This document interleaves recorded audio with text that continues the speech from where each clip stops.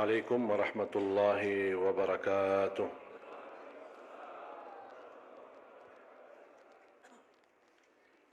الحمد لله رب العالمين، أصلي وأسلم على أشرف الأنبياء والمرسلين سيدنا ونبينا محمد وعلى آله وصحبه ومن تبعهم بإحسان إلى يوم الدين.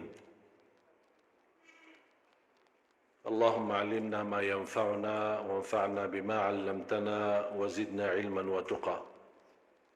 اللهم إنك عفو تحب العفو فاعف عنا يا كريم. Jamaah Masjid Agung Sunda Kelapa yang saya cintai, kaum muslimin muslimat, sahabat saya Mbak Sutresuni yang menyampaikan sambutannya, terima kasih semangatnya dan motivasi untuk jamaah.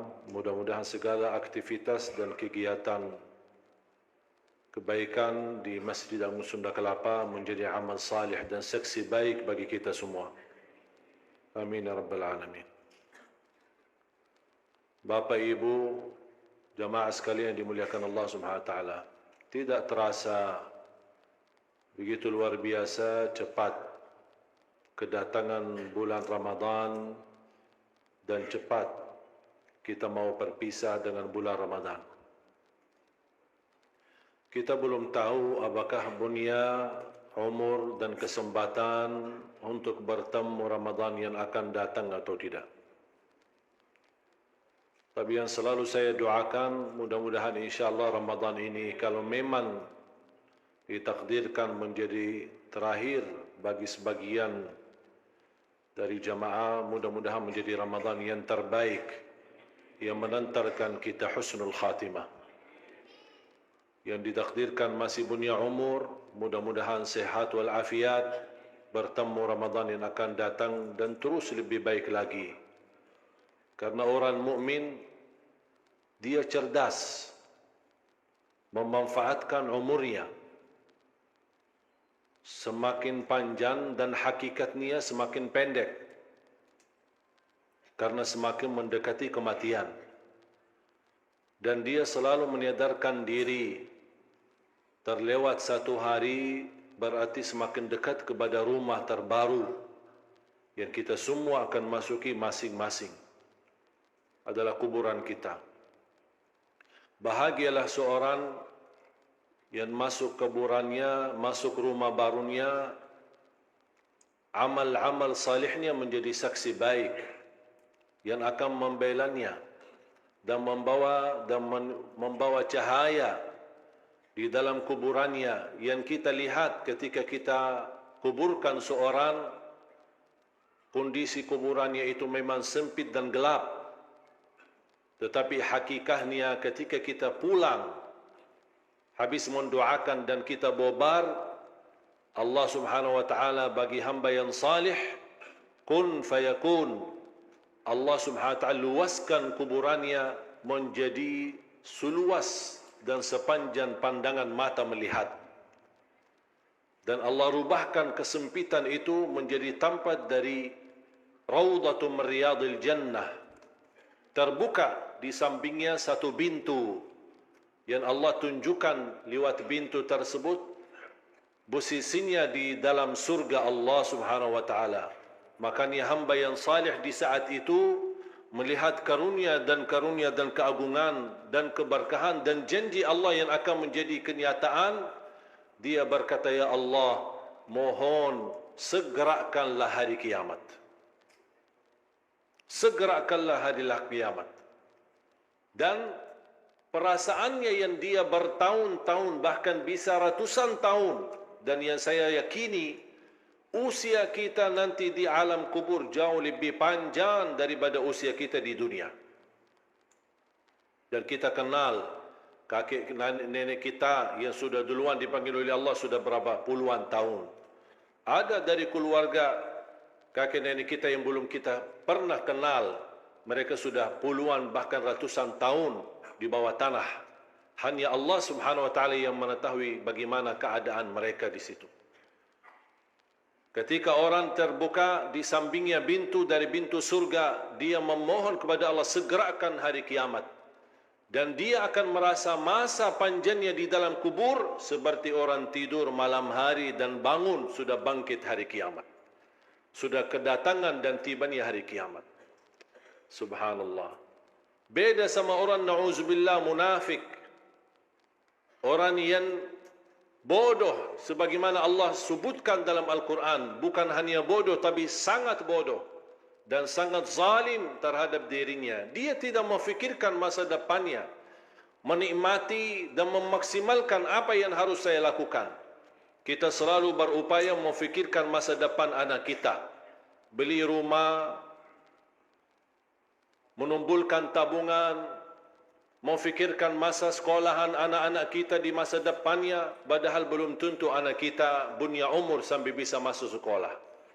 Yang kita fikirkan biaya kuliahnya, padahal bisa jadi kita besok kuburkan anak kita sendiri.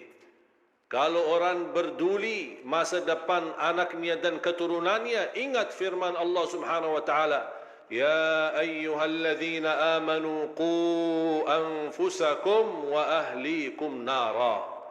Hei orang beriman, jagalah dirimu dan keluargamu, keturunanmu, anakmu dari siksa neraka jahanam.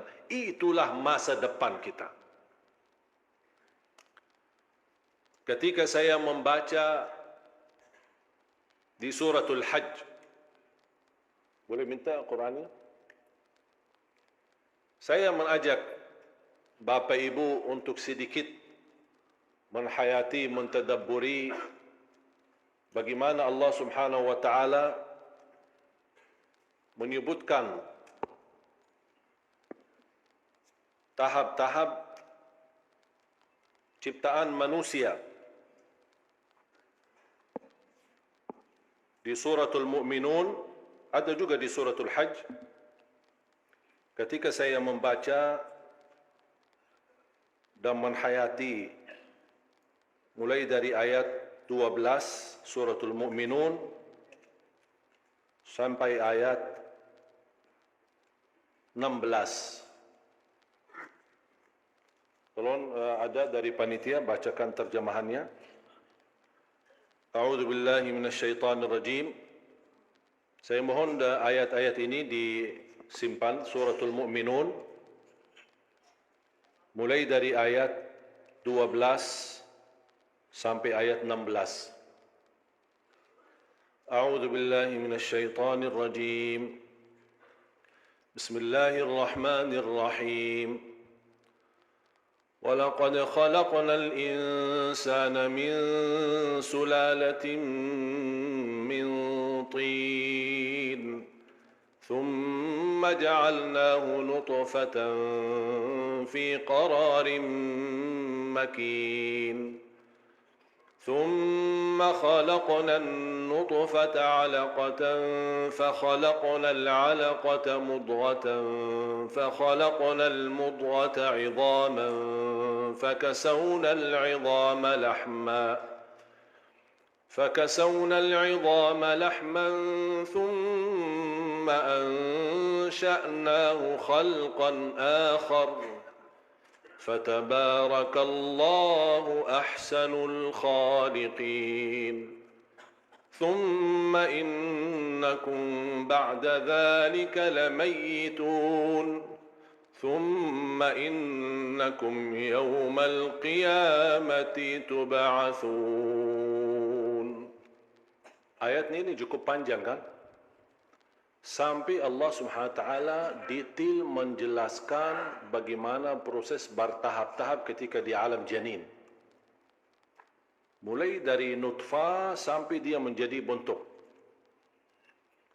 Dan Allah Subhanahu wa taala tidak keberatan menggambarkan dan menjelaskan sedetail itu. Prosesnya bertahap-tahap, tahap awal, tahap dua, tahap sampai terakhir. Padahal masa waktu proses ini sebagaimana Rasulullah SAW sudah pernah gambarkan di dalam hadis yang sahih. 40 hari nutfah, 40 hari alaqah, 40 sampai ditiup ruh. Diperkirakan 3 sampai 4 bulan. Diperkirakan 3 sampai 4 bulan menjadi bentuk, ada ruhnya, ada jasad. Betul kan? Sebelum itu masih bisa dikatakan sebagai bentuk jasad, tapi belum ada ruh. Tapi cuba bayangkan, kira-kira proses terwujud atau ciptaan Allah Subhanahu wa taala kira-kira terlalu panjang atau pendek? 4 bulan itu. Terlalu panjang atau pendek? Biasa pendek, tidak terlalu panjang, tidak terlalu lama. Tapi Allah berkenan menyebutkan proses itu dalam Al-Quran. Bukan di situ saya tertarik. Tapi coba, selepas Allah menggambarkan sedetail itu, bagaimana ciptaan manusia asal dari awalnya sampai terbentuk dan ditiup ruh. Fatabarakallahu ahsanul khaliqin, dan Allah Subhanahu wa taala sebaik-baik pencipta. Coba firman Allah selanjutnya apa? Tolong jemaah sekalian diperhatikan.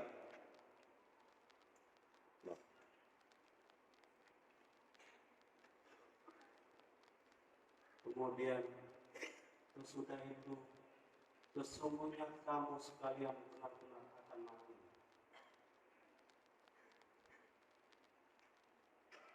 Terus ayat 16. Kemudian sesungguhnya kamu sekalian akan dibangkitkan dari kubur-kubur yang. Sekarang pertanyaan saya, kira-kira apa yang menarik di sini?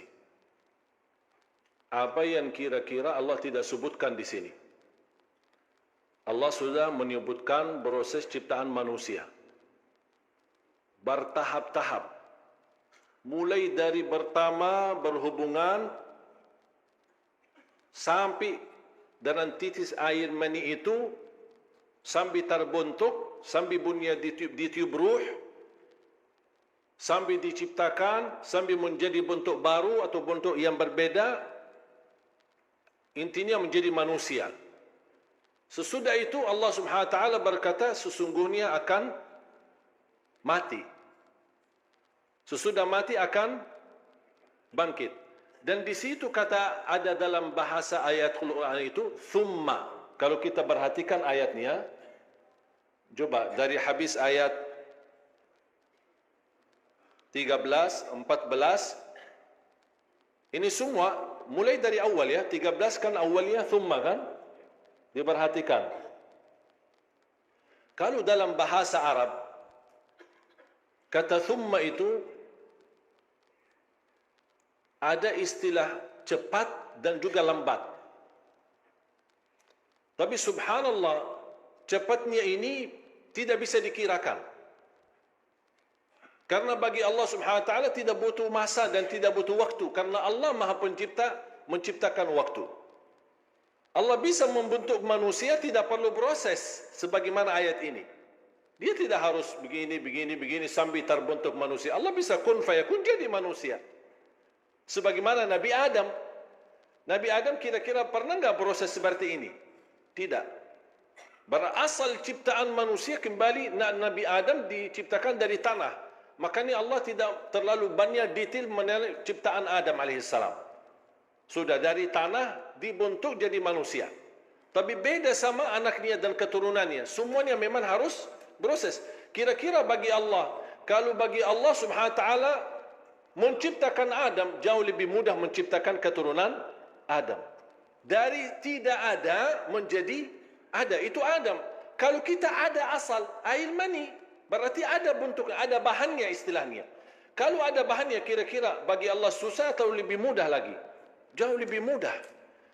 Coba bayangkan, Allah Subhanahu wa taala menggambarkan proses ciptaan manusia itu bagi Allah tidak butuh waktu dan tidak butuh proses ini. Makanya selalu ada kata thumma sampai di ayat terakhirnya.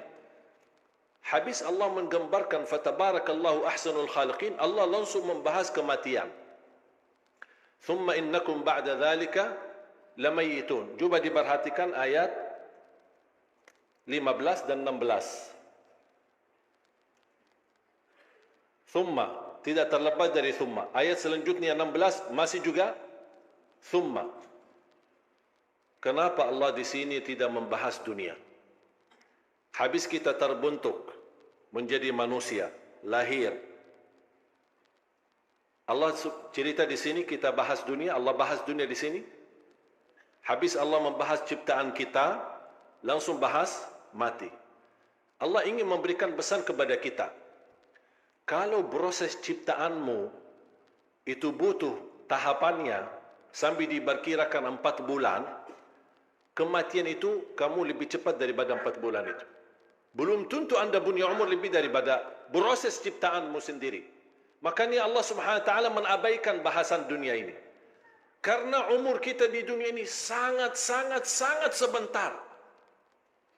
Makanya Allah Subhanahu wa taala tidak memperdulikan, tidak menggambarkan tahap-tahapnya di ayat ini, supaya kita sadar Allah mau menghitungkan masa yang pendek, yang 4 bulan tahap ciptaan kita, tapi yang usianya 60, yang usianya 70, yang usianya sampai 100 Allah tidak bahas. Karena usia kita di dunia sungguh sangat cepat. Dan silahkan tanya yang sudah usia 70, 80, kira-kira berjalan masa hidupnya seperti apa? Tidak terasa, tidak sadar kita manusia. Saking begitu cepat. Ini Ramadan bukti. Dan sering saya berkata, Ramadan tahun ini termasuk menurut saya Ramadan yang paling cepat. Setuju enggak? Tidak terasa. Sampai banyak cita-cita, banyak keinginan kita, banyak orang di antara kita punya hajat. Ada yang barangkali sebelum masuk Ramadan, ada yang niatnya mau i'tikaf, ada yang niatnya mau khatam Al-Quran, ada yang niatnya mau buat kebaikan. Belum sempat. Sudah berlalu, sudah habis. Saya gambarkan bagaimana Imam Syafi'i mampu mengkhatam 60 kali di bulan Ramadan. Saya sudah sendiri mencoba menghitungkan waktu. 1 kali khatam membutuhkan 10 jam. Berarti Imam Syafi'i 2 kali khatam 20 jam. Berapa yang tersisa? 4 jam. Ngapain Imam Syafi'i 4 jam? Tahajud, tidur, urusin keluarganya, cari nafkah dan rezeki. Bagaimana? Coba bayangkan. Makanya jemaah sekalian, luar biasa ayat ini. Begitu saya baca, kadang-kadang mohon maaf kita yang hafal Quran, belum tentu kita mampu menghayati semua isi Al-Quran. Jangan anda berfikir semua orang penghafal Al-Quran seolah-olah sudah 100% memahami isinya. Belum tentu. Termasuk saya. Saya tidak bisa menjaminkan diri saya memahami semua isi Al-Quran. 30 juz. Memahami maknanya, alhamdulillah faham maknanya, kan memang bahasa Arab. Tapi yang saya maksud, memahami makna isi Al-Quran yang membuat hati ini terbuka, sadar, tersentuh, itu tidak semua bisa. Sudah berapa kali saya baca suratul Mu'minun? Baru kali ini ketika saya baca, di beberapa waktu kemarin, saya kok tersentuh hati saya di situ. Ada apa? Kenapa Allah di sini tidak membahas dunia? Kadang kita mencari sesuatu, belum tentu bertemu. Tapi sambil kita membaca, ada satu saat, subhanallah, tersentuh kita hati. Biarpun mohon maaf, orang awam tidak memahami isi Al-Quran, bisa jadi ketika dia membaca satu ayat, barangkali sebelumnya sering berkali-kali dibacakan, tapi tiba-tiba satu saat, kok menangis karena ayat itu. Tiba-tiba satu saat, tersentuh hatinya di saat itu. Padahal sebelumnya sudah berkali-kali dibaca.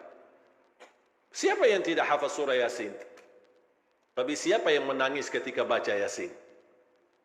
Tidak semua bisa menangis. Walaupun banyak yang hafal surah Yasin.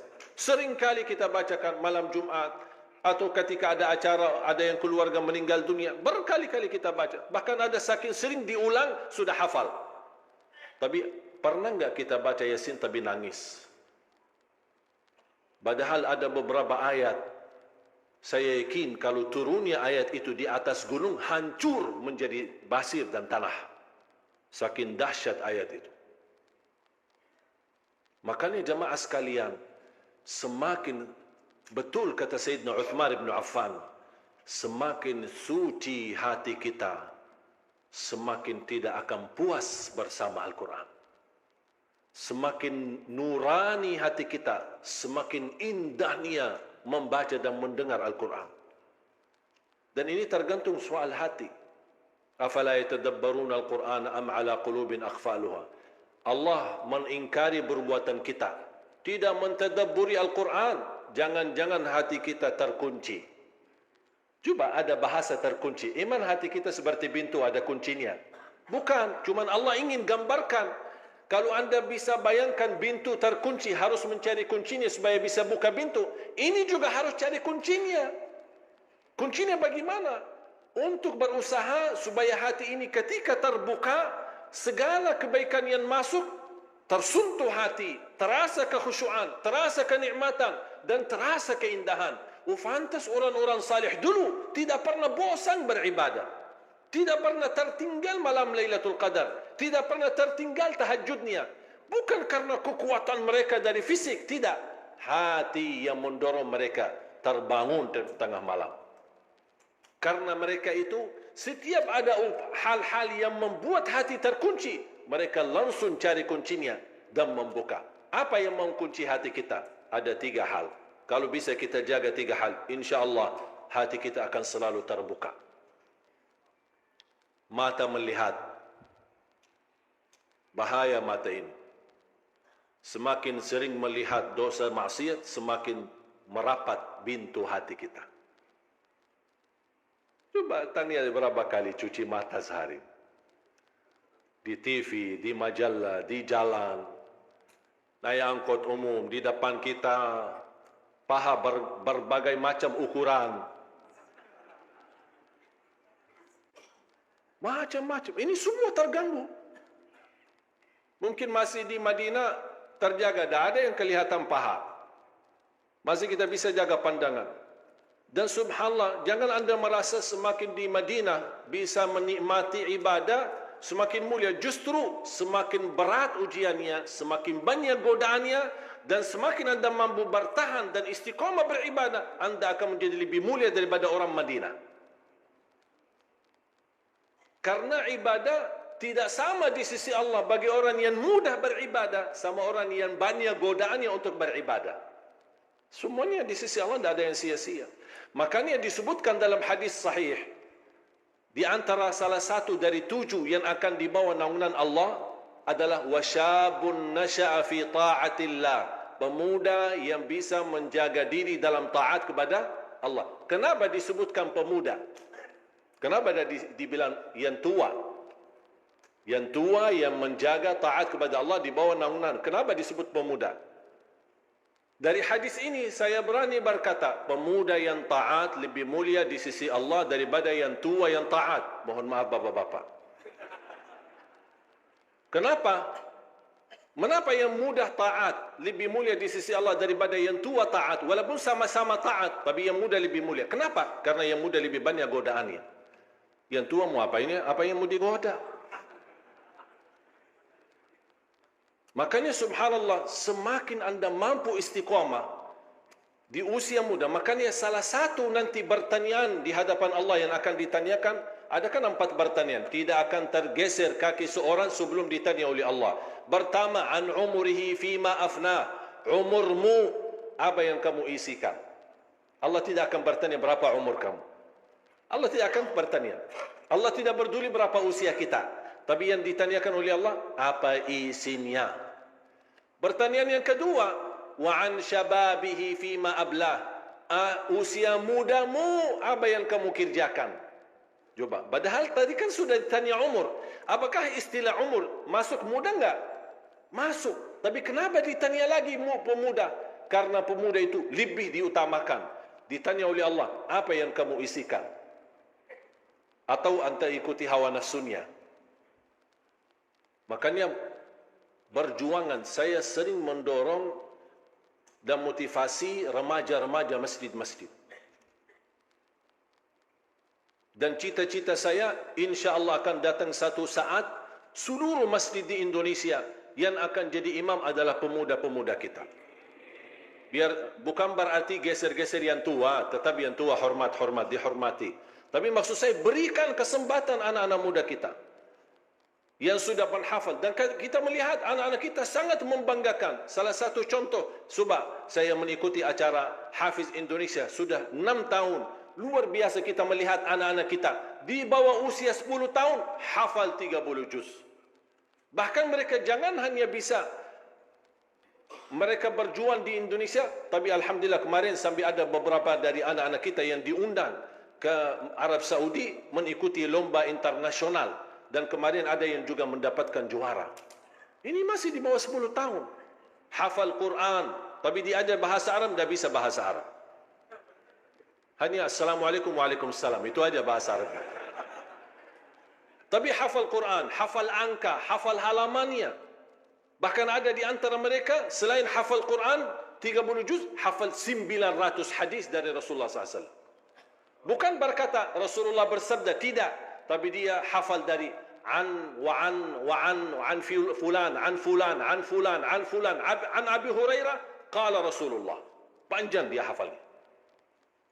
Kalau anak-anak seperti ini, pemuda-pemuda yang sudah menghafal Al-Quran walaupun hanya beberapa juz, kalau tidak dorong mereka dijadikan muazzin, dijadikan imam, apalagi seperti salat tarawih, memiliki suara yang merdu dan bagus, kapan mereka bisa jadi kesempatan kebaikan?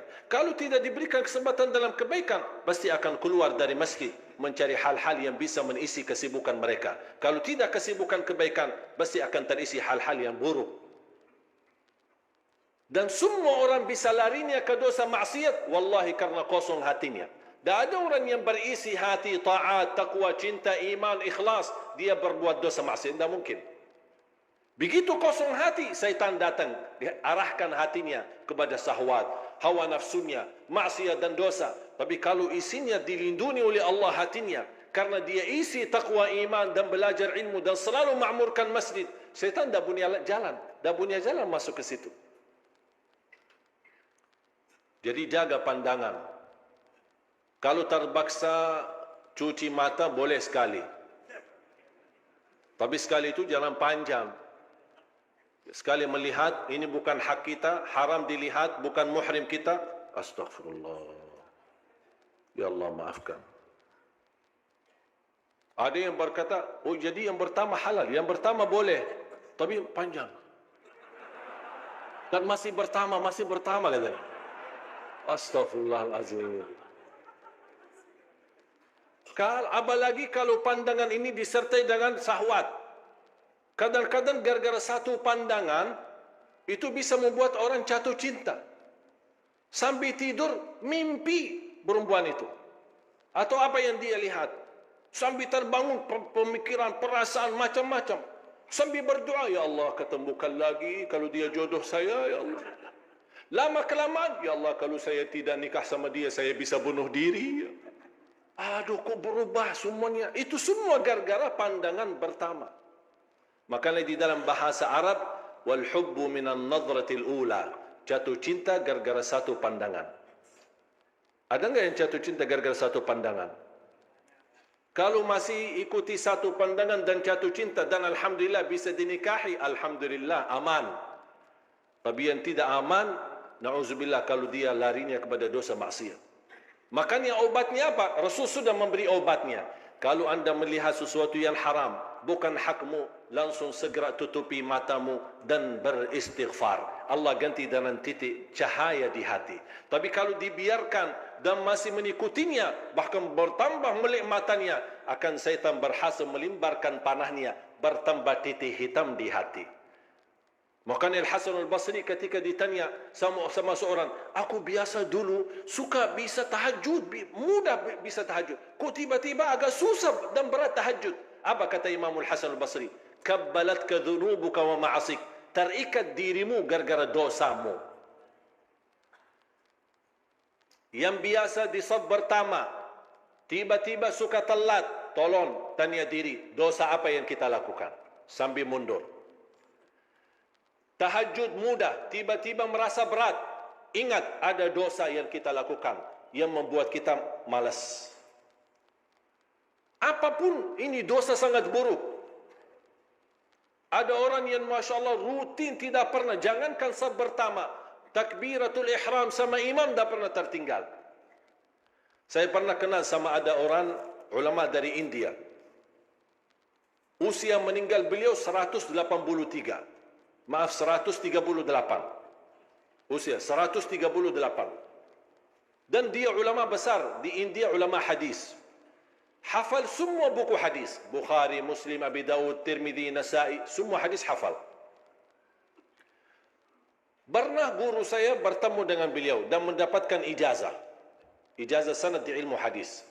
Dan yang membuat beliau kaget, dia bertanya sama guru, Masya Allah, fisiknya sehat, pandangannya tajam, Masya Allah, masih mampu di usia yang begitu tua, tapi baca Quran, baca hadis, tapi tidak, istilahnya tidak merasa sulit membacanya. Pandangannya sangat bagus, tajam matanya. Ditanya, kira-kira apa rahasianya? Tahu enggak dia jawab apa? Seumur hidupku saya tidak pernah melihat wanita yang bukan muhrim saya. Seumur hidupnya tidak pernah melihat wanita yang bukan muhrim saya.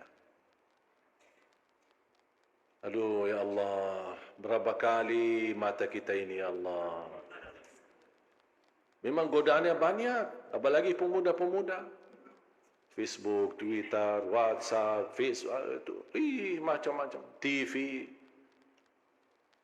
Dan yang lebih aneh kita di Indonesia, kalau Ramadan bukan Ramadan, isi TV sama aja. Dan duduk laku di Ramadan. Cuba nonton acara live, yang musik, lagu-lagu apa. Isinya semua wanita berjilbab. Kau datang habis i'tikaf di masjid, pergi ke sana. I'tikaf lagi di TV. Sampai subuh. Aduh, ini. Jadi luar biasa godaan kita ini. Makanya jaga pandangan.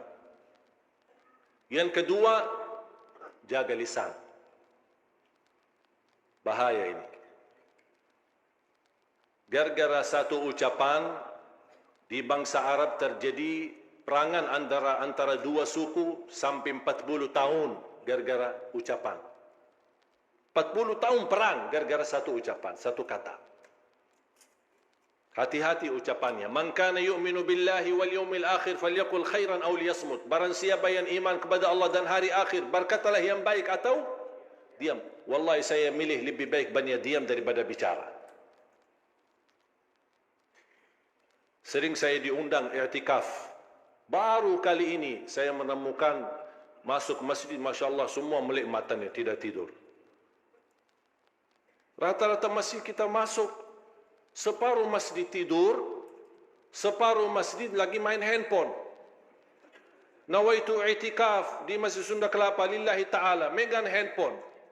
Dia salah sebut niat, seharusnya nawaitu i'tikaf sambil megang handphone lillahi ta'ala. Ini baru wajar.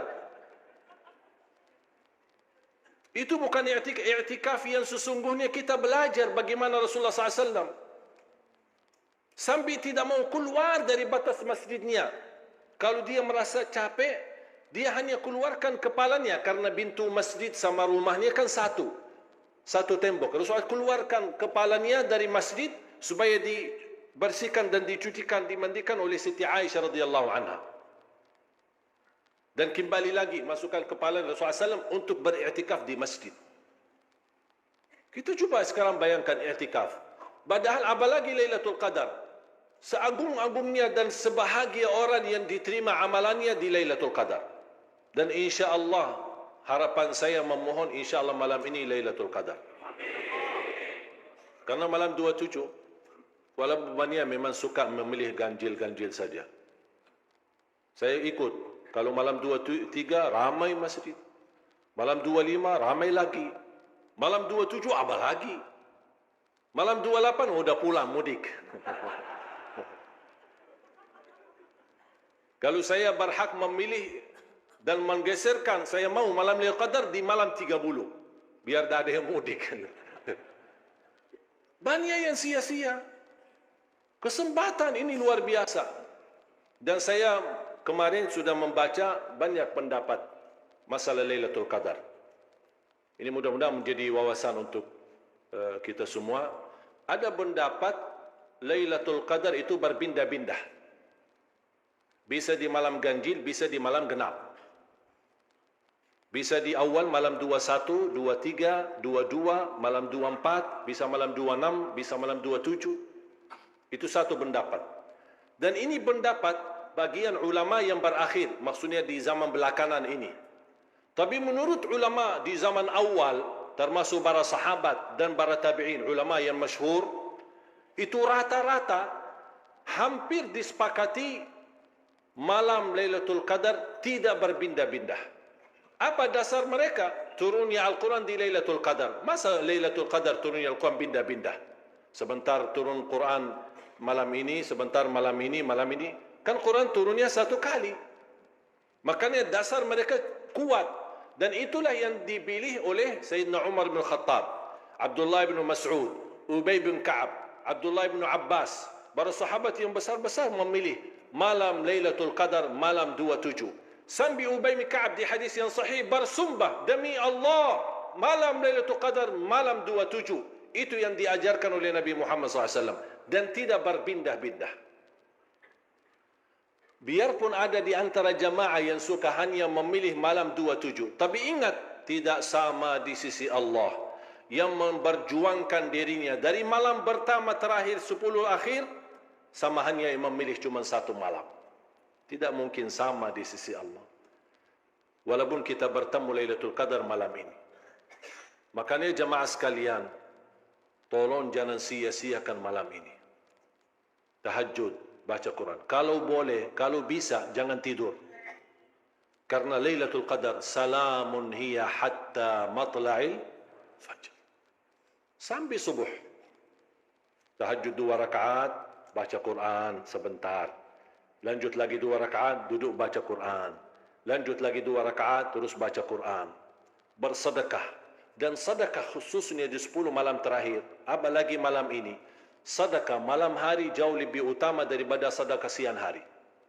Mengapa? Karena Lailatul Qadar di malam, bukan di siang. Kenapa Lailatul Qadar tidak jatuhnya di siang hari atau pagi hari? Karena namanya Laila. Laila itu kapan? Malam. Malamnya mulai kapan? Habis maghrib sampai subuh. Berarti anda beraktivitas, mulai ikut masjid, buka puasa, itu sudah mulai malam Lailatul Qadar. Dan semakin berlama menahan diri di masjid, dengan syarat tidak sibuk dengan, kalau boleh saya usulkan HP-nya off, matiin sebentar.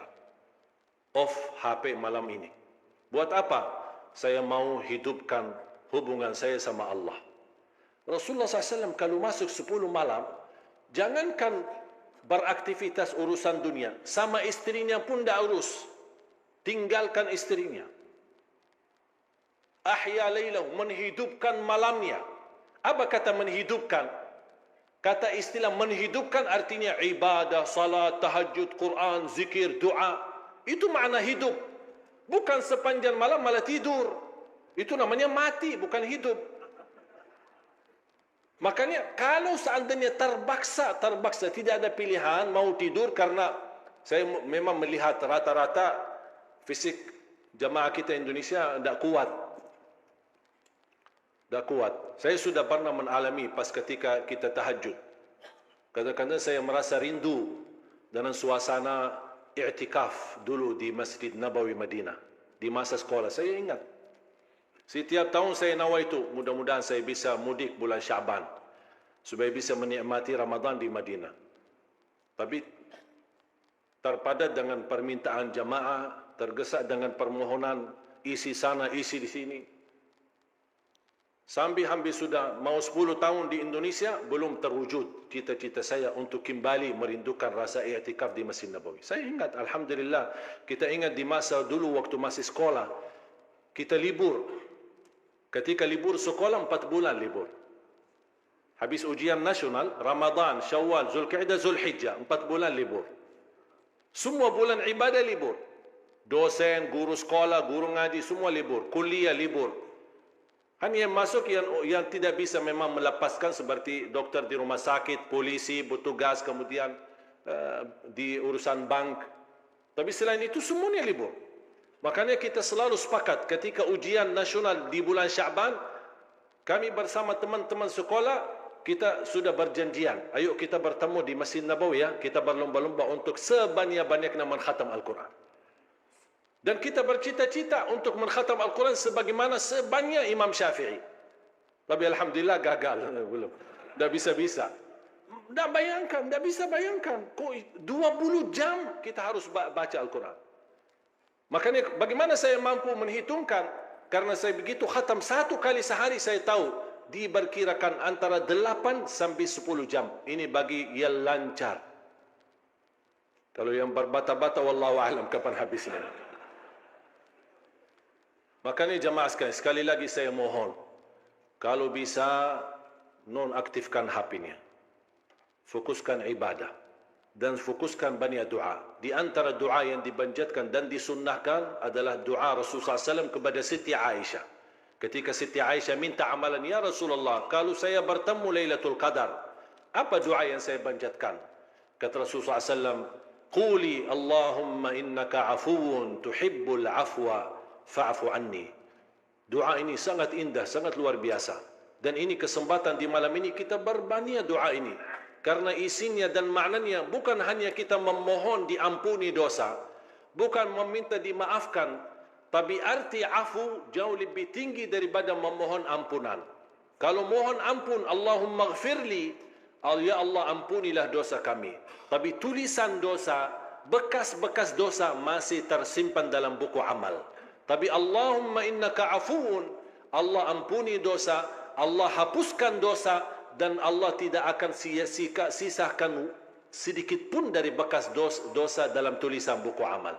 Berarti ketika kita di hari kiamat, insya-Allah buku amal kita bersih berkat doa Allahumma innaka afuun tuhibbul afwa fa'fu anni. Dalam sujud boleh, habis salat boleh, menjadi wirid kita sebagaimana kita baca subhanallah walhamdulillah wa la ilaha illallah wallahu akbar, boleh kali ini dan malam ini khususnya kita jadikan wirid kita. Allahumma innaka afuun tuhibbul afwa fa'fu anni. Allahumma innaka afuun tuhibbul afwa fa'fu anni. Allahumma innaka afuun tuhibbul afwa fa'fu anni. Kita mengharap pemaafan Allah Subhanahu wa taala, karena pemaafan Allah beda sama pemaafan manusia. Kadang-kadang orang menzalimi kita, menghina kita, caci maki kita dan datang minta maaf. Mungkin kita mampu ikhlas dan memaafkan, tapi belum tentu bekas sakit hati ada atau bisa dihilangkan dalam hati. Kalau Allah Subhanahu wa taala memaafkan kita, insya-Allah tidak ada sedikit pun bekas di dalam buku amal kita. Dan itulah doa yang dianjurkan oleh Rasulullah SAW kepada Siti Aisyah radhiyallahu anha. Makanya kembali lagi, isi lidah ini dengan kebaikan, zikir, doa, istighfar, dan terus mendoakan orang tua, mendoakan saudaranya, mendoakan negeri kita Indonesia agar selalu dalam lindungan Allah Subhanahu wa taala, mendapatkan pemimpin yang takwa, pemimpin yang adil, pemimpin yang amanah, pemimpin yang ikhlas, yang memimpin negeri ini, yang bisa menjaga dan bisa melayani rakyatnya dengan sebaik-baiknya. Yang terakhir adalah telinga. Yang pertama yang mengunci hati, mata. Terus yang kedua, lidah. Yang ketiga, telinga. Jaga pendengaran kita. Banyak isu fitnah macam-macam yang kita dengar. Dari lingkungan, gosip, fitnah. Ada orang membawa berita yang membuat kita sakit hati. Tak usah dengar. Tak usah dengar. Orang mukmin bersikap, kalau berita yang mau didengar itu baik, lanjut. Kalau tidak baik, mohon bilang sama yang membawa berita, diam. Diam loh, saya tak mau dengar. Saya tak mau tahu.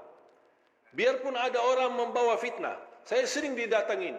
Ada si kiai ini, si ustaz ini, dia suka mau sebutkan nama antum, menjelekkan antum. Saya bilang diam, saya dah mau tahu. Dan anak ingin kasih tahu supaya kamu berhati-hati. Saya tak perlu berhati-hati sama manusia. Saya berhati-hati sama Allah supaya jangan kena siksa Allah Subhanahu wa taala. Istiqamah beribadah. Saya tak peduli apa yang diucapkan oleh manusia. Tak usah pedulikan, tak usah dengar. Supaya apa? Supaya besok ketemu semua orang dengan hati yang bersih. Tidak ada satu pun kita sakit hati sama orang. Siapapun dia. Mau dia ustaz, mau dia pejabat, mau dia tetangga, mau dia sahabat. Coba kira-kira perasaan. Kita kan manusia. Tak ada yang bisa menjaminkan hatinya. Kalau anda besok mendengar fitnah dibawa oleh temanmu sendiri atau tetanggamu, kira-kira besok anda mau salaman sama dia? Biarpun anda berkenan salaman, kira-kira hatinya bersih atau sakit hati? Rasul sallallahu alaihi wasallam sendiri pernah berkata, melarang sahabatnya, jangan ada di antara kalian yang membawa keburukan cerita terhadap sahabatku yang lain, karena saya ingin bertemu dengan sahabatku dengan hati yang bersih. Kalau si fulan membawa berita, besok kita sakit hati, ketemu, ini yang kemarin yang suka enak-enak aja nih, baru kenal aja udah langsung berani fitnahin aku. Ini kan bisikan kalbu. Dan itulah salah satu sebab yang terkunci hati kita. Makanya fantas kehilangan khusyuk. Karena ini perasaan, makanya tidak usah berduli. Dan saya belajar, orang yang ikhlas, dipuji, dihina, sama saja. Saya ulang lagi. Mudah-mudahan bisa difikirkan. Orang yang ikhlas, dipuji, diangkat, diagungkan, dimuliakan, dihina, dicaci maki, sama saja. Dia tidak berduli. Dia tidak berduli nilai manusia. Dia tidak berduli apa kata manusia. Manusia senang, dia tidak berduli. Manusia tidak senang, apa lagi dia tidak berduli. Yang dia berdulikan, Allah senang, Allah suka, Allah ridha, Allah mau, sudah selesai. Kalau kita bisa hidup, insya-Allah dengan seperti ini, insya-Allah kita punya hati nurani, akan baik sama semua orang dan selalu berbaik sangka. Jangan kita selalu bertafsir sendiri. Dua orang duduk di sana, mereka bisik apaan ya? Jangan-jangan aku yang pusing kita. Coba kalau kita berduri apa kata orang, wallahi kita yang pusing bukan mereka. Coba kalau kita lupakan, kita abaikan. Dan saya nasihatkan, sampai ada seorang ibu berkata, alhamdulillah Ustaz, saya tidak pernah gosip orang, tidak pernah suka nongol orang, tapi mohon maaf saya suka dengar. Ya sama aja dosanya. Mendengar berita, melihat berita, caci maki, urusan orang, itu dosa semua. Tidak usah berduli. Kita punya urusan sendiri. Dan selalu kita hidup dengan baik sangka. Walaupun anda melihat kawanmu yang suka di masjid, tiba-tiba masuk ke tempat maksiat, jangan anda su'uzzan. Kita tidak tahu apa yang terjadi. Mungkin dia mencari kawannya, mungkin dia mencari anaknya, yang dia dengar anaknya ada di dalam, langsung, wah, ini biasakan yang ceramah selama ini, kok ngapain dia masuk ke situ? Langsung kita pakai tafsir sendiri, disertai dengan godaan setan, bertambah fitnah. Begitu kita dengar berita huwak yang tidak ada asalnya dan tidak ada dasarnya, oh, ya betul, saya kemarin lihat dia masuk ke tempat maksiat, bertambah buruk kita, bertambah beredar fitnah sana sini, dan kita membawa dosanya sampai hari kiamat. Hati-hati jamaah sekalian. Makanya tutupi pandangannya. Hanya yang kita lihat tempat kebaikan, tempat masjid, majlis ta'lim, lihat Al-Quran, supaya Allah Subhanahu wa taala selalu membersihkan pandangan kita dari segala hal-hal yang tidak kesengajaan kita lihatnya, insya-Allah terhapus dosanya gara-gara kita sering melihat. Makanya salah satu ulama berkata, kalau saya merasa hati mulai keras dan tertutup, saya berbanyak melihat Al-Quran. Berbanyak lihat Al-Quran. Jamaah sekalian dimuliakan Allah Subhanahu wa taala. Malam ini malam 27. Jangan sia-siakan. Bisa jadi malam 27 ini sebab atau salah satu sebab yang mengantarkan husnul khatimah. Karena tidak ada jaminan kita bertemu malam 27 yang akan datang. Tolong maksimalkan, nikmati malam ini. Jaga, kuatkan dirimu, kuatkan hubunganmu sama Allah Subhanahu wa taala. Tunjukkan kepada Allah yang terbaik. Terbaik tahajud, terbaik baca Al-Quran. Walaupun masih berbata-bata, tunjukkan kepada Allah, ya Allah, itulah kemampuan saya, tapi itulah yang terbaik insya-Allah. Allah akan terima. Kalau Allah sudah terima, balasan Allah tidak akan menjadi biasa. Pasti balasan Allah akan menjadi luar biasa. Fala ta'lamu nafsun ma ukhfiya lahum min qurrati a'yun jazaa'an bima kanu ya'malun. Tidak ada jiwa pun yang bisa tahu apa yang telah dirahasiakan oleh Allah dari balasan-balasan dan kebaikan yang akan Allah berikan kepada kalian atas apa yang kalian kerjakan di masa dunia. Dan balasan Allah, ingat, akan menenangkan hatimu, kata Allah. Qurratu a'yun. Allah akan menenangkan hati kita karena balasannya Allah Subhanahu wa taala. Begitu Allah rahasiakan balasannya. Yang Allah yakinkan kepada kita, balasan Allah bagi kita bukan hanya balasan biasa, tapi balasannya luar biasa.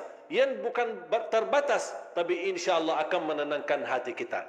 Kalau Allah berkata menenangkan hati, kan hati kita kan berbeda-beda. Bentuk manusia berbeda-beda, perasaannya beda-beda. Makanya masing-masing akan dibalas oleh Allah Subhanahu wa taala dengan perasaannya masing-masing yang berbeda, tapi akan Allah membalasnya dengan menenangkan hati kita masing-masing sesuai isi hati kita. Itulah karunia dari Allah Subhanahu wa taala. Makanya sekali lagi jamaah sekalian, tolong nikmati, manfaatkan, kuatkan tali hubungan kita sama Allah di malam ini. Karena malam ini insya-Allah malam Lailatul Qadar. Barang siapa Rasulullah SAW bersabda, "Man qama Lailatul Qadri imanan wa ihtisaban, ghufira lahu ma taqaddama min dhanbi." Barang siapa yang bangun menghidupkan malam Lailatul Qadar, iman karena Allah, ihtisaban mengharapkan ridha Allah Subhanahu wa taala, akan diampuni segala dosa lalu. Dan barang siapa yang diterima di Lailatul Qadar, segala ibadah dan aktivitas ibadahnya di malam ini akan dijadikan nilainya sama dengan nilai ibadah 83 tahun. Artinya kalau anda tahajud malam ini, insya-Allah nilai tahajudmu diterima di sisi Allah menjadi sama dengan pahala nilainya 83 tahun tahajud. Padahal belum tentu umur kita 83 tahun. Membaca Al-Quran sampai kita diterima malam ini, akan nilai bacaan Quran kita sama dengan membaca Al-Quran 83 tahun. Bersedekah malam ini diterima di sisi Allah karena Lailatul Qadar dan keberkahan Lailatul Qadar, akan mendapatkan nilai sedekah seperti orang bersedekah selama 83 tahun. Belum tentu umur kita bisa 80 tahun, 83 tahun. Itulah karunia Allah. Mudah-mudahan kita semua mampu meraih Lailatul Qadar yang barakah, yang ma'mur, dan semua insya-Allah saya doakan mendapatkan ridha Allah di malam ini. Malam ini ya Allah, aku mohon untuk semua jamaah yang hadir sampai mampu beriktikaf dan mengisi ibadahnya, salamun hiya hatta matla'il fajr. Mudah-mudahan mereka kembali subuh hari masing-masing ke rumahnya sudah diampuni segala dosanya, disucikan hatinya, dituliskan nama-nama kita semua masing-masing serta keluarga bebas dari neraka jahannam, bebas dari neraka jahannam, bebas dari neraka jahannam. Allahumma innaka afu tuhibbul afwa fa'fu anna. اللهم إنك عفو تحب العفو فاعف عنا. اللهم إنك عفو تحب العفو فاعف عنا.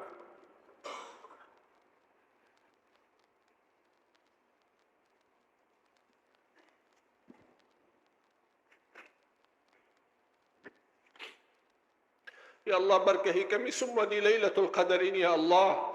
Berikan kepada kami kemuliaan Lailatul Qadar ya Allah. Tuliskan nama kami yang diterima di Lailatul Qadar ya Allah. Tidak ada di antara kami yang munafik maupun sia-sia amalannya di Lailatul Qadar ya Allah.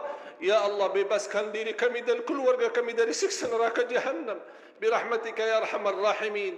Ampuni orang tua kami, saudara kami muslimin muslimat, mukminin mukminat yang hidup maupun yang telah wafat. Ya Allah, di malam yang penuh berkah ini kami bersama-sama berkumpul di masjid yang mulia ini. Ya Allah, berilah kepada kami kemuliaan bertemu kembali di dalam surga-Mu ya Allah.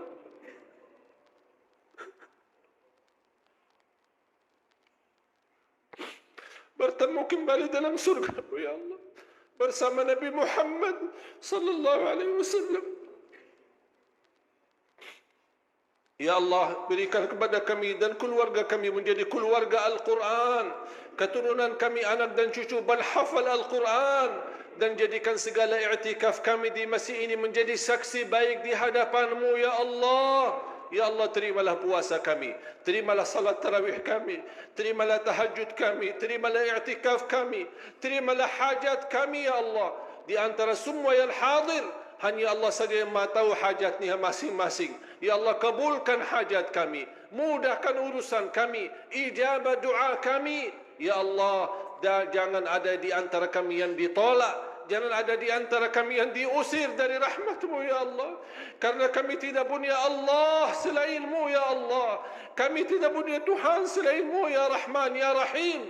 Wa'fu anna wa an walidina wa anil muslimina wal muslimat birahmatika ya arhamar rahimin.